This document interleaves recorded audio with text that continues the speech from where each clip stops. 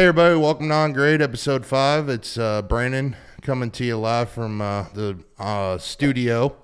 I got my good friend Cole Myre here from Armor Erosion Control, located in Dallas, Texas. So Cole, welcome to the show. Thanks for having me. Yeah, so let's get started. Hear a little bit about your background, where you grew up, and all that kind of stuff. Yeah, so I grew up in Roy City, Texas. Go Bulldogs. Went to school there, graduated from there, high school. My family had a construction business, excavation business called Cole Myre Construction. And so, got out of high school. I didn't even have plans of getting into excavation at the time. Went to fire school out in East Texas, EMT school, did all that. I had plans of being a firefighter. And as I was, when I got done with that schooling, I came back and was testing around, at different departments. I was working with my dad at the time, just to kind of fill the gap, and he really talked me into staying with that. This will all be yours and your brother's one day, that whole spiel, and just kind of stuck with that and stayed with it. And, when the recession came in 2008, 2009, it knocked us out in 2010. Knocked a lot of these guys out in 2010. And so, I think we went out May of 2010, and Rob went out, the next month after that. It was a bad time, hard time for a lot of guys, a lot of good companies at that time. Had to adjust to that. I was 24 years old when that happened. And I only worked for my dad, that was it. So, didn't have any contacts in that industry. Had to rely on some relationships that I built to that point. So I reached out to a couple of friends of mine and just, hey man, what's out there? Is anybody hiring? And got in touch with RPMX, got in with those guys for a few years. It took me a while to even get into that, into RPMX, just because I didn't know anybody in this business. It's not what you know, it's who you know. You know what I mean? So it took a little while to get into that, and they had a project in downtown Dallas. They were digging a basement, and they had a superintendent that had to leave for health reasons, and so they brought me in and said, can you run a dozer? I said, yeah, I can do that. So they gave me a dozer operator position and moved up the ranks in that company and just try to build as much as many relationships as I could, and really utilize those relationships along the way to get where I wanted to be type deal. The transition from excavation to erosion control was kind of a big change. It's been some sort of transition. There's different scheduling, different ways that those businesses operate. Excavation. You go on a project for it could be a month, 2 months, 3 months at a time. Or erosion control, you're in and out in a day typically. So having to try to schedule that has been kind of a tough transition, I guess I could say. But that's kind of me in a nutshell. Just the biggest hurdle I had back whenever we closed the doors, my family's business. Being 24 years old, had a wife and 2 kids. It was tough. I really put all that on my shoulders.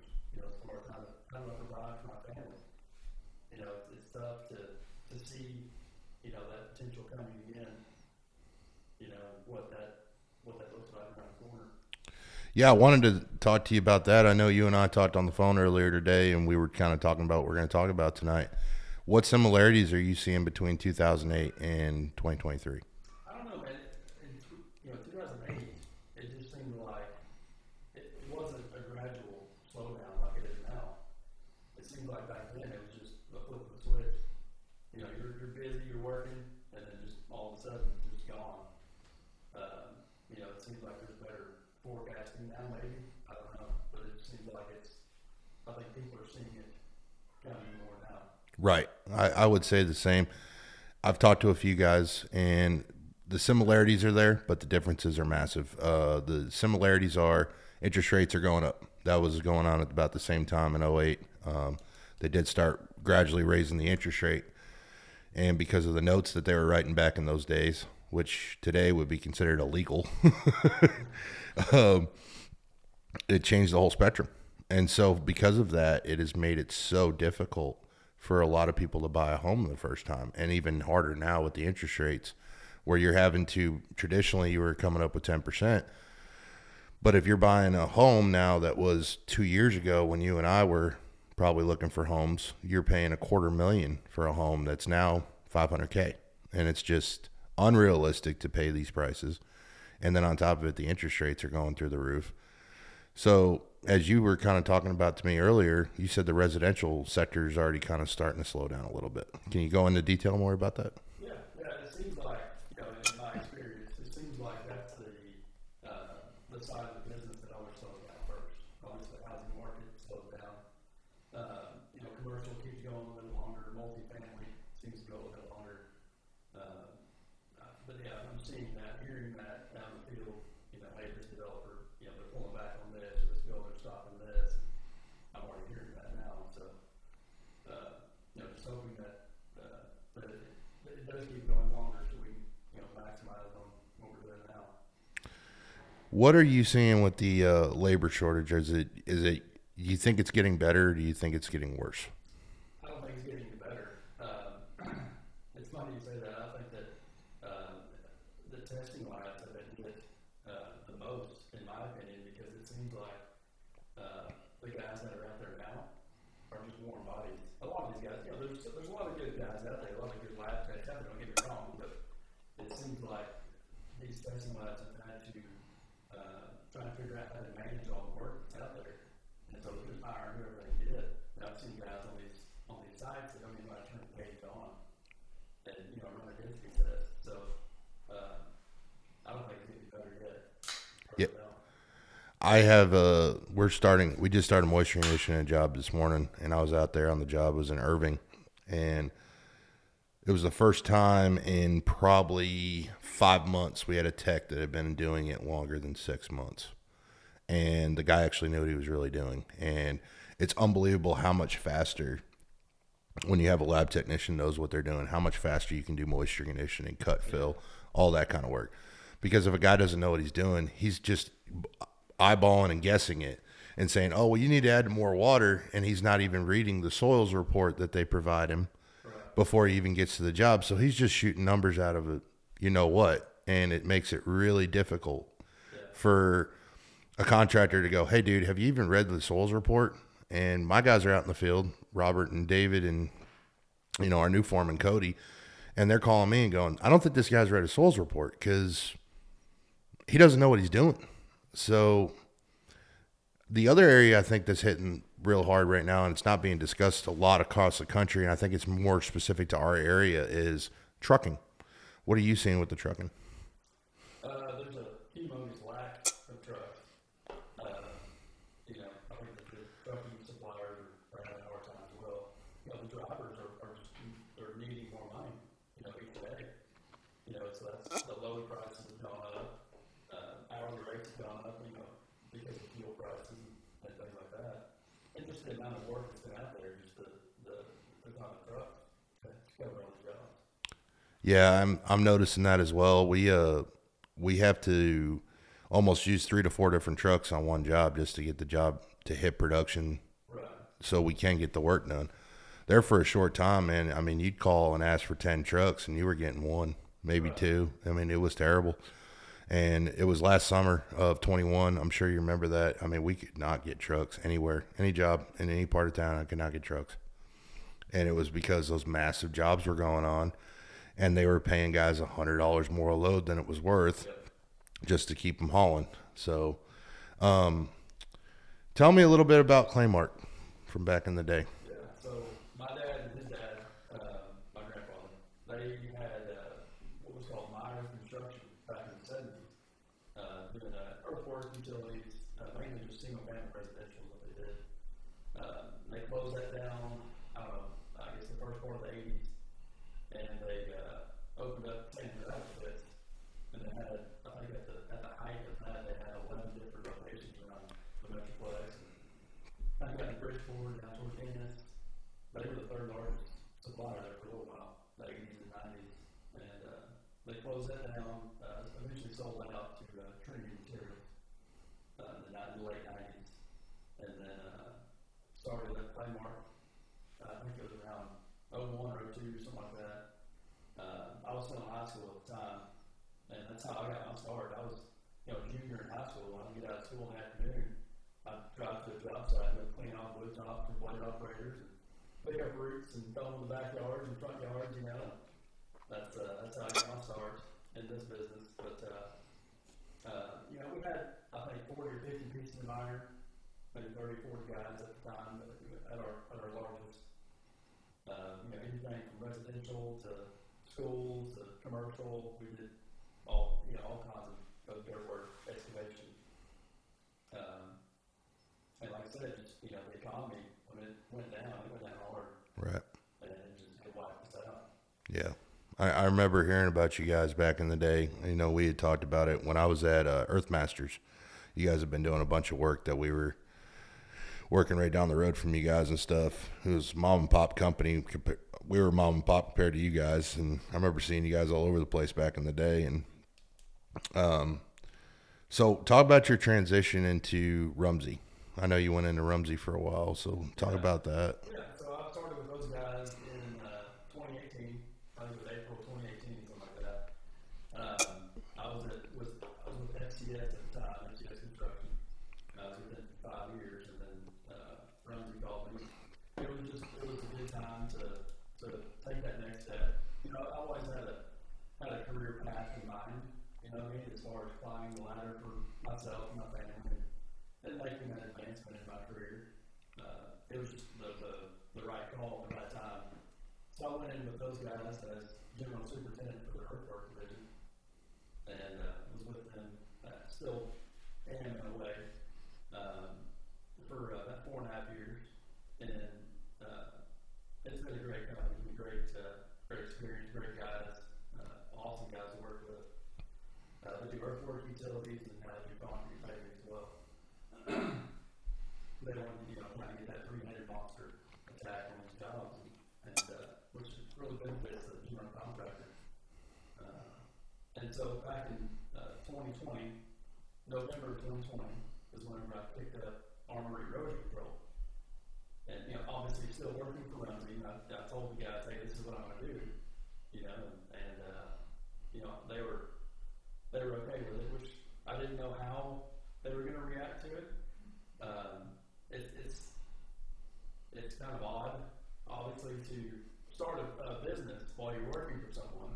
But I wanted to be as transparent with it as possible. Hey, this is not gonna take me away from what I'm doing for you guys, and I don't want that to interfere or be a conflict of interest.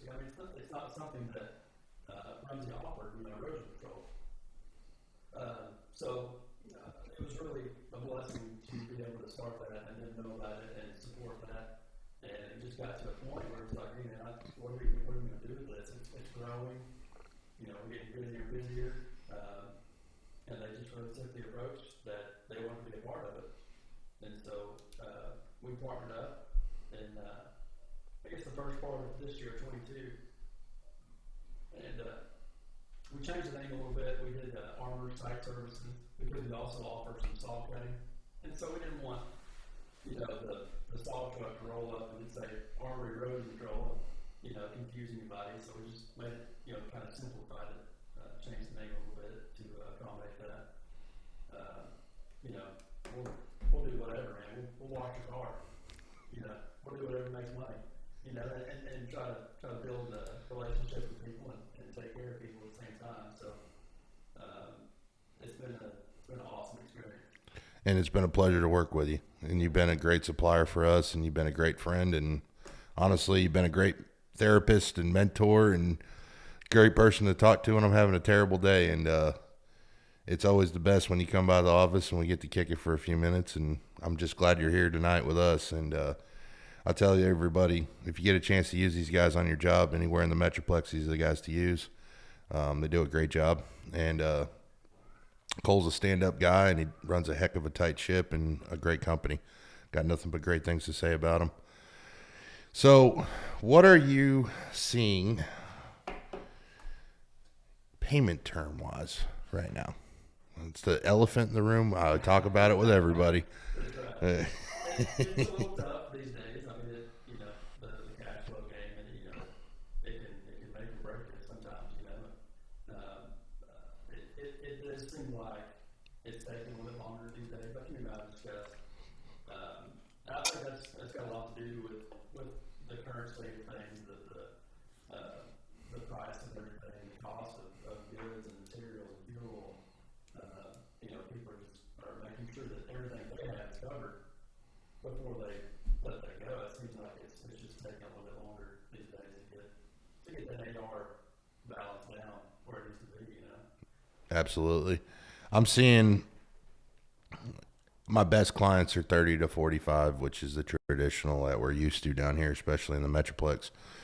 But I mean, I just went and picked up a check today for a job that I did in September.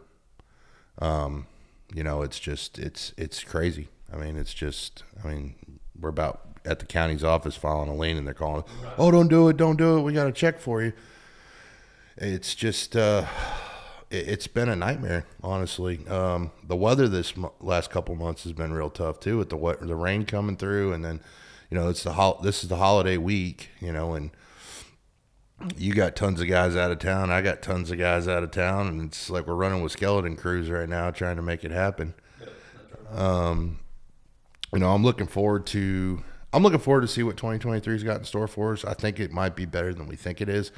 I'm glad everybody's being precautious. That is one thing I'm very glad to see. I'm glad people aren't like ramping up and buying all this equipment and all this stuff, because in 6 months you don't know what's going to be happening. You and me were talking. I've been renting a lot lately. I haven't bought anything this year.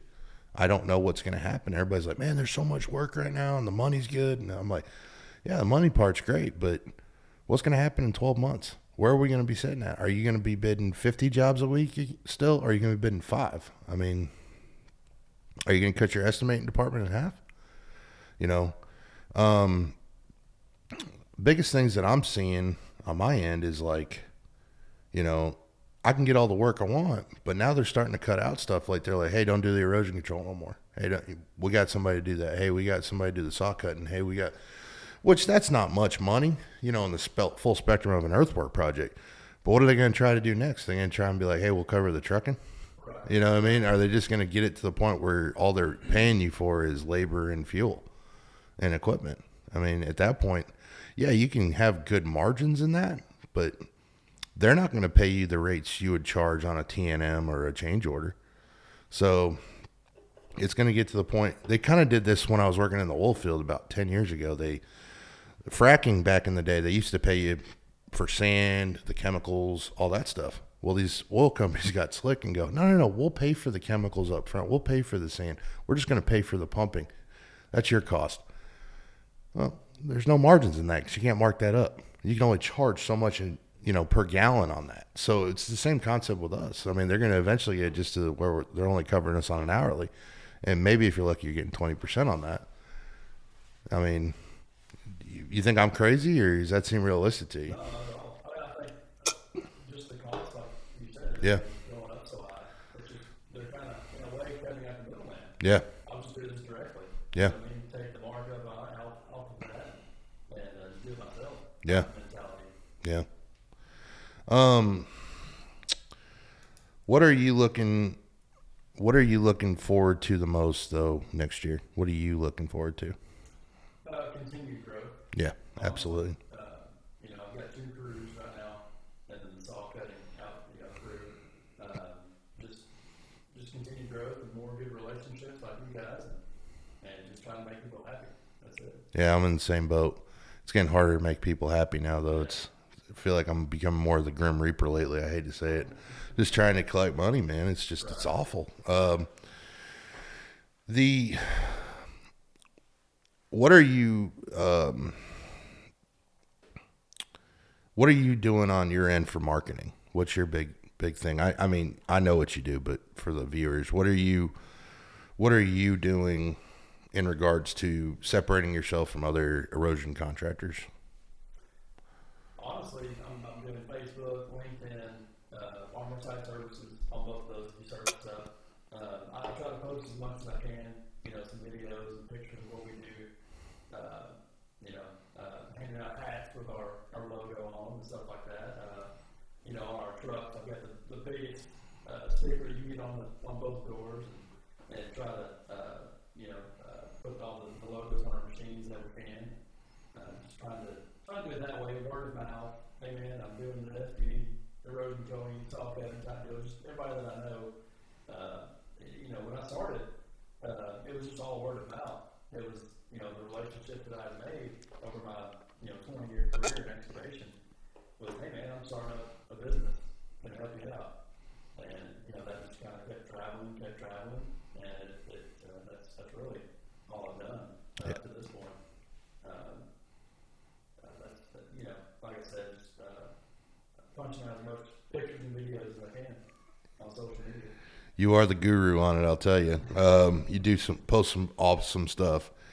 What are you noticing about this generation of you? You've been in this for longer than me, and I thought I had some years, but you got a few on me. What are you seeing in this generation of operator, foreman, superintendent versus a guy 10 years ago? I want more money and I want GPS. It's so true. I don't know if you listened to the other episode, but I had the guys from the Dirt Bags podcast on last week, and they were saying the same thing. They were like, well, it's like you got guys calling in now, and they're just like, well, what kind of they don't ask you what machines do you have, what kind of GPS system do you run? Yep. And I got a guy right now that's supposedly a 25-year dozer hand, and he calls us up the other day and he says, hey, I'm looking for a job. And I said, okay. And he says, I'm a GPS finished dozer hand. So I called Robert, and Robert calls me back and he goes, you ever hear a guy call you and say he's a finished GPS dozer hand? He says, just hang up the phone. Because that guy has never read grade stakes and doesn't know what the heck a blue top is. Well, in my experience over the years, it's the guys that would call and say, hey man, I got my operator's card. And I was breaking up. I got to the point where I was like, no man, we're good. But in the beginning I bring them out, and they just, I'm not knocking those guys, right? I'm not saying that they don't know what they're doing. It's just in my experience, in your mind world, it's different. You put a guy on the machine, and you know what we can do in 30 seconds, right? And so, it was the guys that, I can do this, I can do that. The guys that just would not stop patting themselves on the back. I got this operator's license, I got this card, this, that, it got to the point where I'm just like, man, just show what you can do. Yeah. But trying to weed those guys out, it's tough. Well, the saying goes with it, and you and me were saying it the other day, you hire 10 guys, you only keep 3 of them. Yeah. I mean, it's hard to find guys that fit into your. The other thing you got to think about is crew integrity. You've got guys that are working for you for years. You bring a guy in that's toxic, that can make a whole crew walk off on you. It's real hard. It's a balancing act. You got to bring guys in gradually, and you got to build it up right, and you want to have good crew cohesion and good company cohesion and all that. I mean, you could bring the wrong guy in, and next thing you know, you lose everybody. Yeah. Makes everybody mad and runs them all off. Oh yeah, I've seen it too. You bring a bad foreman in, and all of a sudden, guys are dropping like flies that have been with you for years, and they're calling you and going, "Hey, when you got operators calling you, especially in our position, calling us, there's probably a problem, and you should listen." And that goes for anybody listening to this that is starting a business or is fairly new to this business. If you have your own employees contacting you, they've probably exhausted every avenue they're going to go. They've talked to that foreman, they've talked to their superintendent, and it's fallen on deaf ears. So if they're calling you, that's a call you need to take. And if you get a chance to go to the job site and sit down and talk to the guy, do it. Because you might, A, be able to solve the problem, or B, find him another crew to go to. Because if you start poison, it poisons the whole crew. Yep. And the next thing you know, you've got a bunch of, nobody wants to work, nobody wants to get the job done, and it's just a bunch of drama. So we're going to cut. So Cole, what are some things that you're finding the most to be difficult with the industry right now in regards to developers, general contractors, stuff like that? Labor, for sure. Labor? Yeah, finding guys to fill positions, quality guys, not just guys in the seat, right? The suppliers, supply chain, getting materials that they need is a big struggle nowadays. Anything supply chain related or material delivery related, labor related, it's all a struggle these days. Yeah. I think the biggest struggle for any industry, especially in ours, is we rely so heavily on stuff that comes nowadays, especially not from the United States anymore or from our area. A lot of these developers now, they're wanting to change things and bring in super high end stuff from Europe and Asia and stuff, and it's just the lead time on it now has just gotten through the roof. I'm shocked at how hard it is to get parts right now just for equipment. I mean, because half the parts aren't even built here anymore. They're made in Mexico or in China or anything like that. And I know a big part of that is to do with the unions. And the unions up north have caused a lot of these companies to go, okay, well, we can't charge a fair price to the customer and pay you the wage you need, and us also cover our margins and our overhead and our costs. So this is part of the reason they're shipping the jobs overseas. In turn, though, the reason that they're having to increase these prices is due to the leadership of the community they're in not embracing more business-friendly etiquette. So I find it to be very give and take right now in a very weird situation that we're finding ourselves in, where prices through the roof on everything,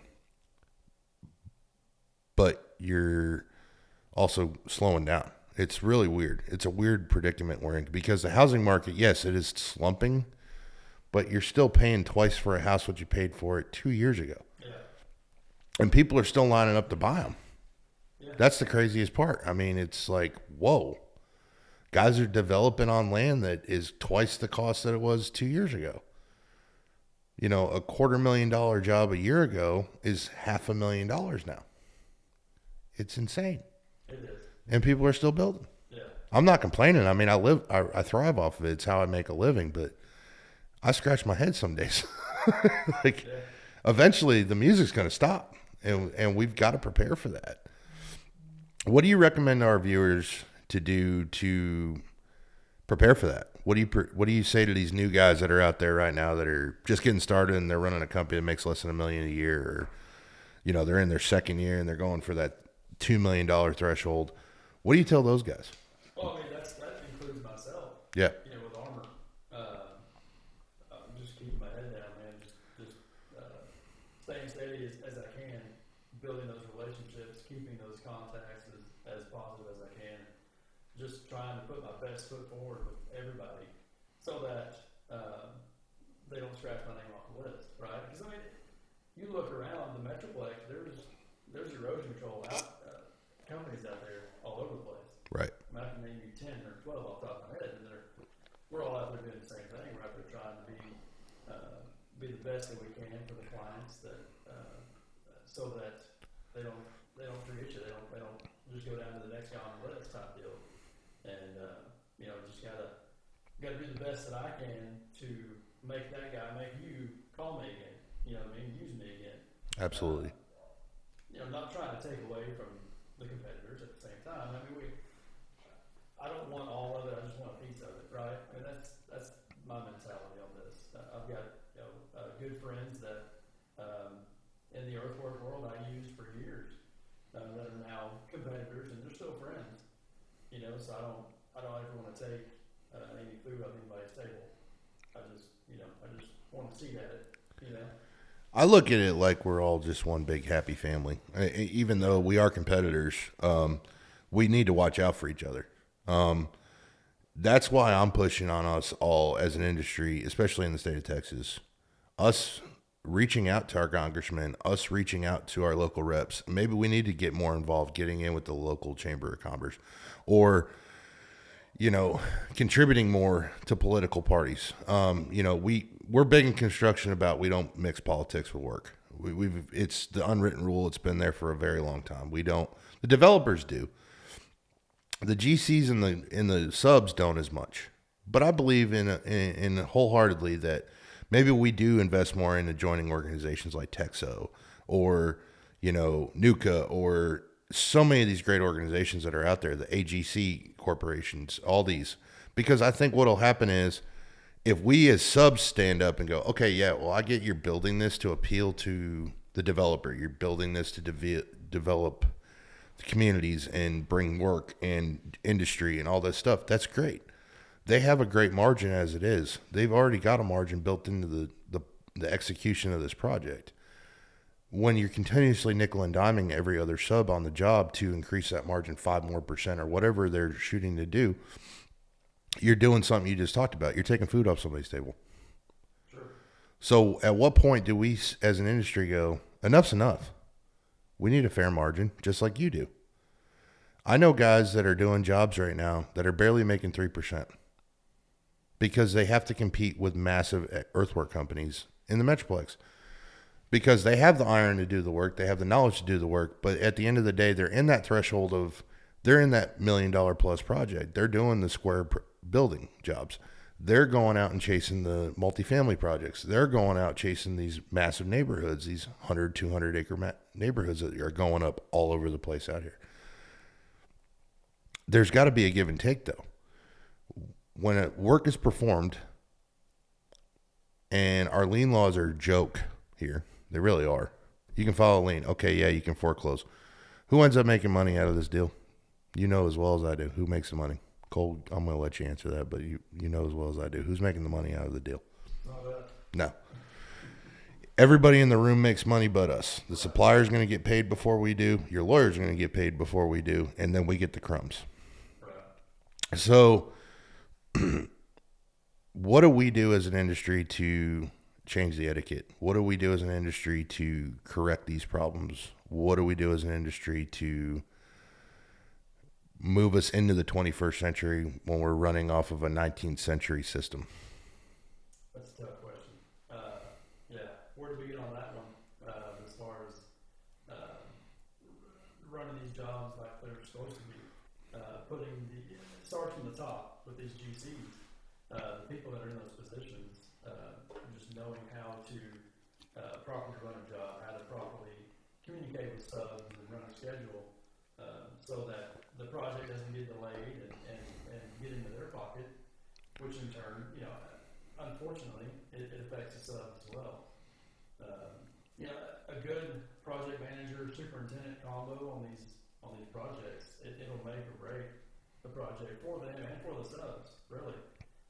Stuff whenever you get a guy that's not seasoned or is set in his ways and doesn't communicate positively to the subs and give them clear direction on what to do or manage the project like you're supposed to. It's like that job in Dallas. The first time I did RPMX, it was Museum Tower. They were digging a basement going 40 foot deep from street level, and it's zero lot line. So having to manage that. The superintendent that was on that project with Austin Commercial, I believe his name was Al. He was probably in his 70s at the time. Dude was just oozing with construction knowledge.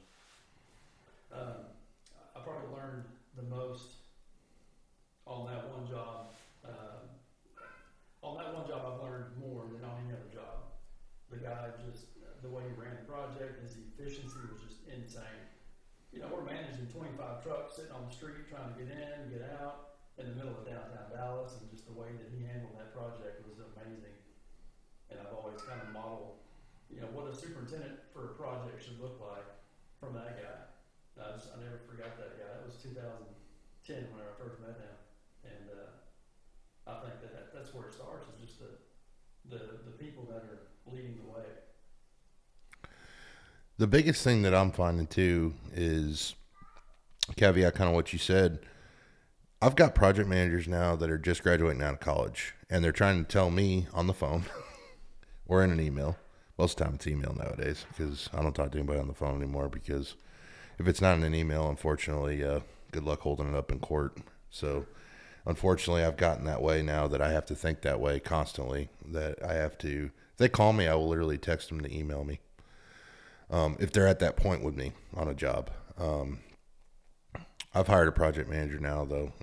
You met him, Julian, and he talked to me the other day. He says, "Why don't you want to talk to these guys anymore?" I said, "Well, it's nothing personal. It's just it's business. It's easier to deal with it in an email, because if they go back on their word, I got something to hold against them. If I do it over a phone and we do this verbal agreement like we used to be able to do 20 years ago, and shake a hand on it, you could get the job done, and you got paid, and you didn't have an issue, and that change order got approved, and you got paid for it.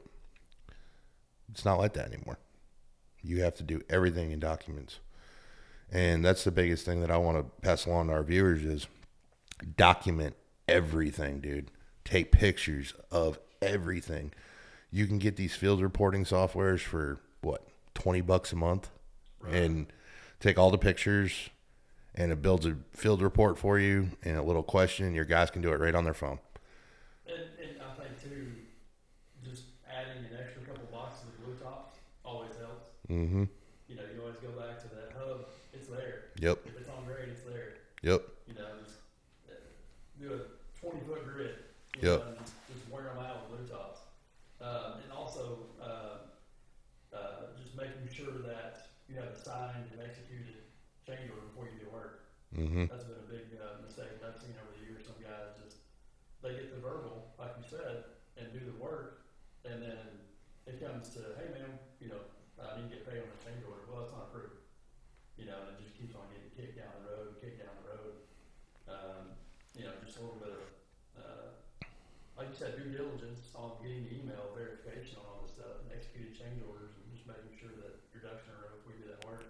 The other thing you want to do too, though, is if that does occur, always remember, guys, that if you have a legitimate invoice and you have proof of the work being completed and it is outside of your contract, you have every legal right to file a lien even if it's not approved. Just so everyone knows, in the state of Texas at least. I don't know how it works in other states, but I know for firsthand knowledge, you can do it.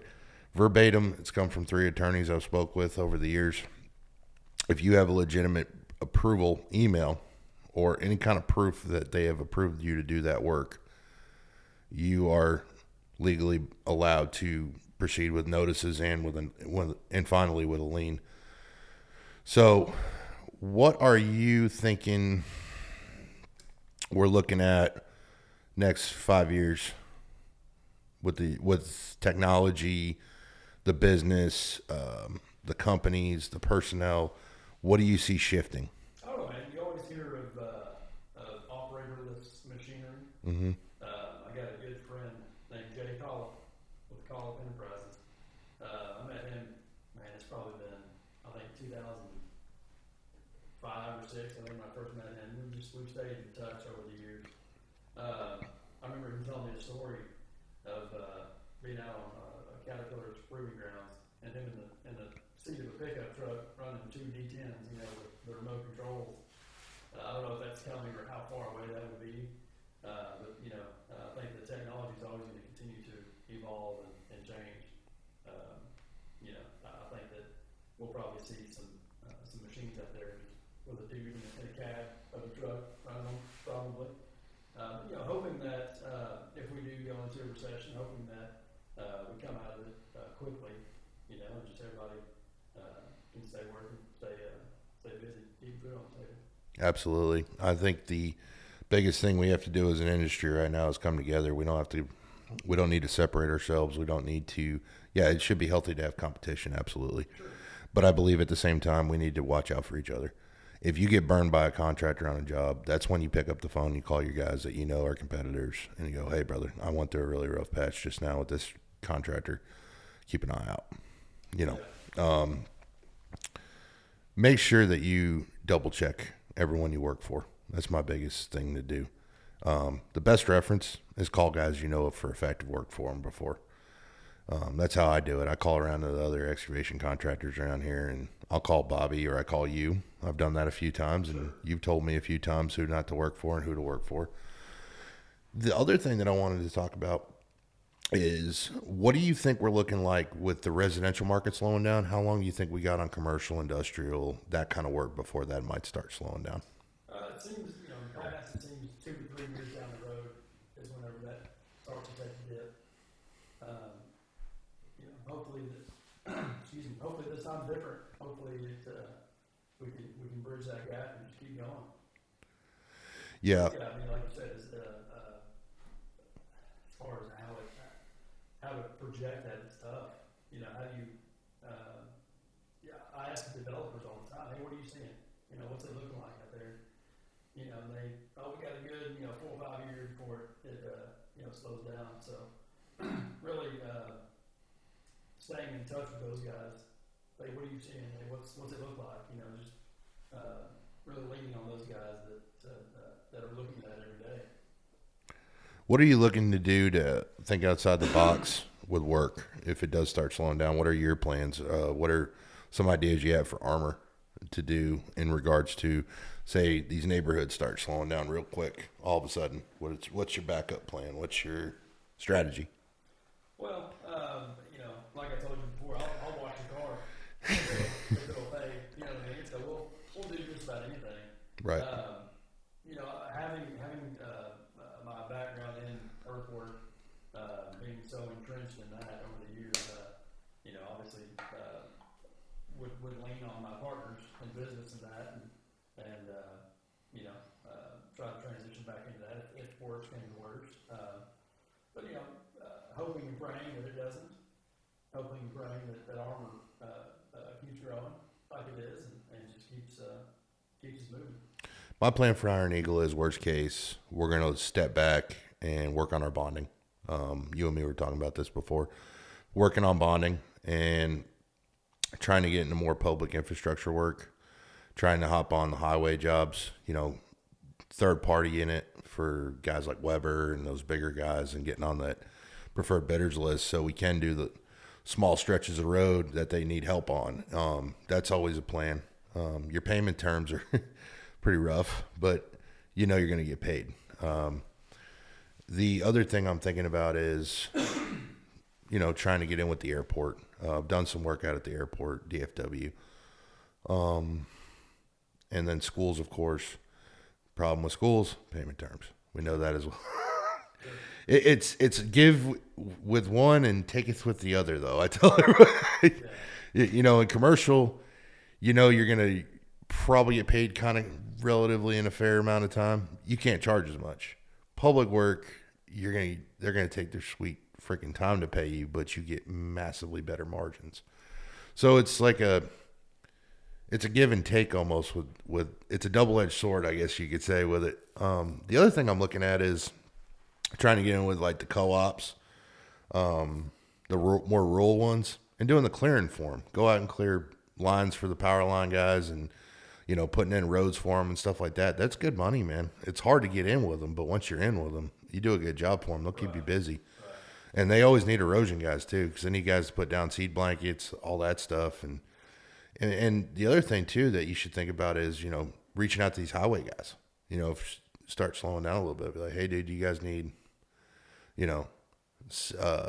embedment put down and all that kind of stuff. That I don't know what you're thinking, but I mean that's just my little mouse on my wheel spinning here, thinking of ideas. Absolutely. I think it helps too having when times do get tough, having a good support system around you too. Mm-hmm. I wouldn't be where I am today without my wife. Mm-hmm. She has been my biggest fan, my biggest supporter my entire career. Every time I say every time, it's been a couple of times where I've made the job change, right, doing a different company, and I'm like, hey, I got this offer, I got this going on, this is what I'm thinking. And she's like, well, I don't know about that, but I support you. And it always ends up working out. It has in the past, anyways. But just having her in my corner the way that she has been has just been huge. And having it could be her, it could be a group of guys, whoever your support system is. That's important to have around you as well. I think any strong businessman or any businesswoman has a strong person waiting for them at home. Yeah. If they don't have someone waiting at home, they have a support system. I'm very fortunate to have that support system myself. I have an amazing woman that does everything I need in my life at home. I come home to a cooked meal, clean house. I don't have to worry about much on the home front because I'm dealing with everything out in the field. Yeah. And when you have that, she can tell you, it's kind of funny. I'll walk in the door and it's like I literally I take off my jacket and it's like I took the day off. And I don't try to bring work home because bringing work home is stress and worrying how I'm going to do this tomorrow. And do we got enough fuel in the tractors? Do we got trucks lined up for tomorrow? Did the line pass? Did we mix it deep enough? You know what I'm talking about. It's all the little crap that you just go, did I get everything done today? Right. And then you're checking emails still. And I made a rule for myself now. I don't know if you're doing it yet. I hit about 3.5 years old. And I went, you know what? This can wait till tomorrow. Yeah. And it used to not be that way. I used to be the guy who was burning the candle at both ends. I was up early as crap. And I was going until 10:30, 11 o'clock at night. And I realized it's not getting me anywhere. Yeah. All it's going to do is put me in an early grave. Yeah. And I know guys that do it. And, they're miserable. Yeah. They have no life. They have no friends. They have nothing because all they do is work. Right. That's something I had to improve on when I first started my business. Because I'm the estimator. I'm the project manager. I'm the one sending out invoices at night, doing takeoffs at night when I get home and shooting out proposals. You got to know when to turn the switch off. Mm-hmm. Yep. I remember a story my dad told me when I was younger. He had a friend that managed banks across the Metroplex. And, the bridge on 66 coming into Rockwall? Yep. So he would drive home on that every night going home. And there's it's lined with trees along the side there. He said he would just look at all these trees and hang up his problems one by one on these trees when he's driving home. And, the next morning he'd pick them back up, but he wouldn't take them home. That's a good way to look at it. It's hard not to, especially in your and my positions. You do worry. You go out there the next day. Is the phenolphthalein going to show up on your line? Is it going to turn purple? Yeah. Is it not? Yeah. Death check. Exactly. There's so many things to worry about. There really is. The thing that you got is, I'm very fortunate. My mom is partners with me in my company, and she's not really a partner, but she's there. She works for me. But she's been in business for 40 years. And so whenever she doesn't know, she's newer to construction, but she's been in this business for a long time. She's been in business for a long time. So when she says to me, hey, it's going to get better. You've just got to ride through the storm. I listen because there's so much truth to that. Because look at last year. You and me were talking last year. I didn't even know I was going to make payroll on Friday, that 1 week I talked to you. Yep. And I said, but I need you to silt the job up. And you said, don't worry about it. I got you. Yep. And you didn't even question it. You didn't even worry about that. You just you need it done. I got you. Yep. And having people like that is awesome. And that's why I thank you, my man. You've been there for me through the thick and thin when I've had the money and when I haven't had it. And that's what makes you who you are. And that's what makes you a great person, a great friend, a great business owner, and just a phenomenal human being. Well, I appreciate that. And I really look forward to continuing to see Armor's success and Armor grow and just deliver an awesome product that I know you guys do. You guys have been nothing but supportive of our efforts, and we love you for it. And I'm really looking forward to having you back on the show. Don't be as nervous next time. Yeah. Dude, I was like, you and me talk on the phone earlier. It was so easy. Like it is every day we talk. Yeah. And when you first started, I'm like, I'm Cole. This is what I do here. And you know what? This part right here is going to still go on the show, so it doesn't matter, because be yourself, man. I tell guys that all the time when they're on the show. Just be yourself, bro. Yeah. This is it's a podcast, dude. You're just talking. Yeah. And if people listen, they listen. If they don't, they don't. But anyways, guys, check out Cole's company. It's called Armor Site Services. Go ahead and tell them your website, bud. I've got Facebook and LinkedIn on the website. Okay. But I'm Armor Site Services on Facebook and LinkedIn. Okay. Find me on Cole Myre. I'll be on both those platforms as well. So. Look for the blue fence up all over the place. It makes the news all the time. So if you watch the local news, it's been on the news twice now. So, brother, thanks for coming on the show. Absolutely. Thanks for having me. All right, man. We'll see you later. If you guys really enjoyed that show, please like and subscribe, and check us out on Spotify. And we're going to be on our Spotify is On Grade. We also are on Google, Apple, and I can't remember the name of the other one, but you guys can figure it out. Anyways, thanks for watching, and thanks for listening, and we'll see you next time.